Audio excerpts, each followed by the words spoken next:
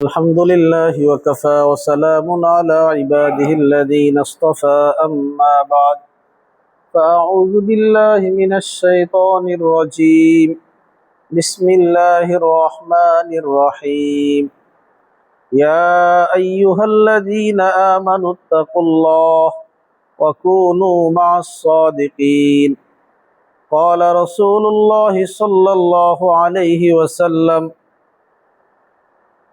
أخلص دينك يكفك العمل القليل وقال رسول الله صلى الله عليه وسلم العلماء ورثة الأنبياء আল্লাহ রব্বুল আলামিনের দরবারে শুকরিয়া আদায় করছি। রব্বুল আলামিন আমাদেরকে আল্লাহর ঘর মসজিদে সুস্থতার সাথে ঈমানের সাথে জুমার নামাজ আদায় করার জন্য আসার তৌফিক দান করেছেন। সকলেই আমরা শুকরিয়া আদায় করি আলহামদুলিল্লাহ। রব্বুল আলামিন আমাদেরকে অনেক বেশি মায়া করে অনেক বেশি ভালোবেসে সৃষ্টি করেছেন, দুনিয়াতে পাঠিয়েছেন, আবার মৃত্যু নামক দরজা দিয়ে আল্লাহ পাকের কাছে ফিরিয়ে নেবেন। যেই সময়টা আমরা আল্লাহ পাকের হেফাজতে ছিলাম সেই সময়টা আমাদের ঈমান বড় মজবুত ছিল।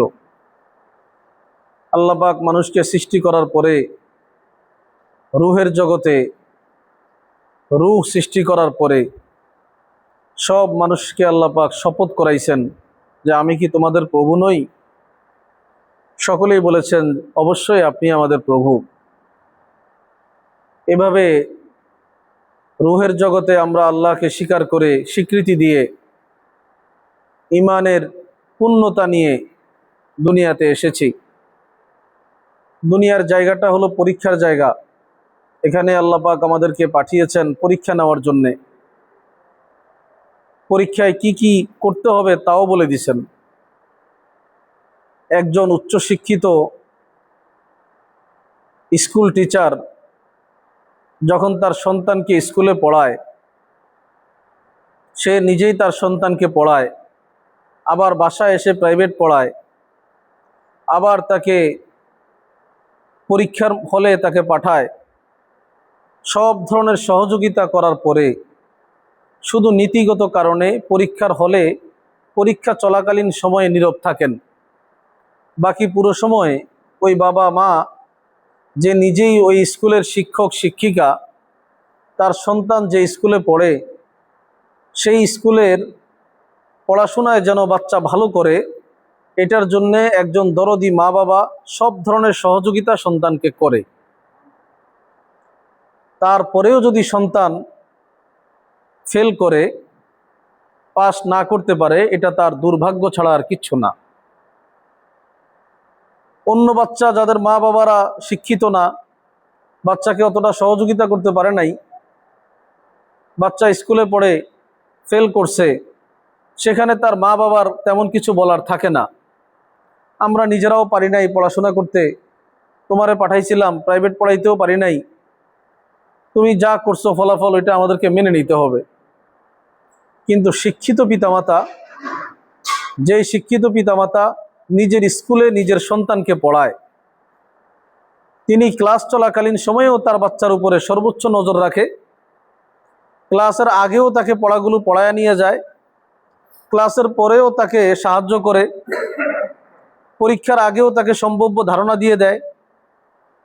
শুধু পরীক্ষার হলে চলাকালীন সময়ে নৈতিকতার কারণে নীরব থাকেন, কিন্তু সার্বক্ষণিকভাবে অপেক্ষা করেন যে আমার বাচ্চা ভালো করবে, এই কামনা এই সহযোগিতা আমি করতেই থাকব।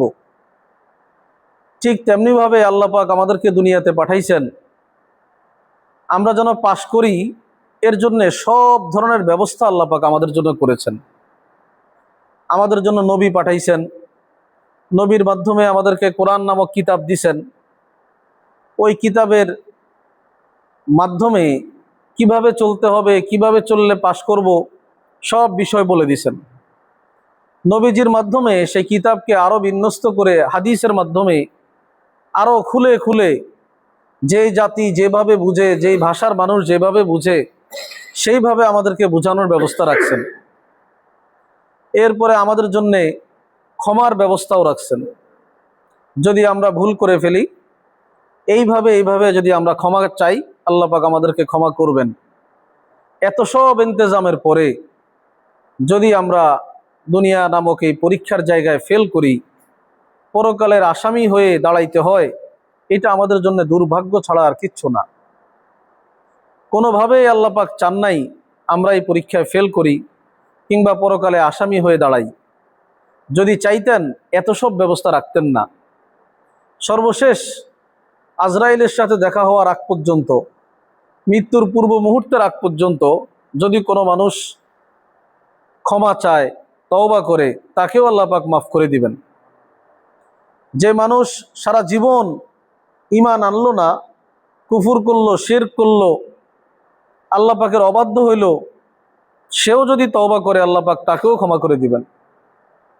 এ দ্বারা বোঝা যায় আল্লাহ পাক সর্বহালতে আমাদেরকে পাশ করানোর জন্যে, পুরস্কৃত করানোর জন্যে শত ধরনের ইন্তেজাম রাখছেন এবং আমাদের দোয়াকে কবুল করার জন্যে, আমাদেরকে পুরস্কৃত করার জন্য অপেক্ষমান আছেন।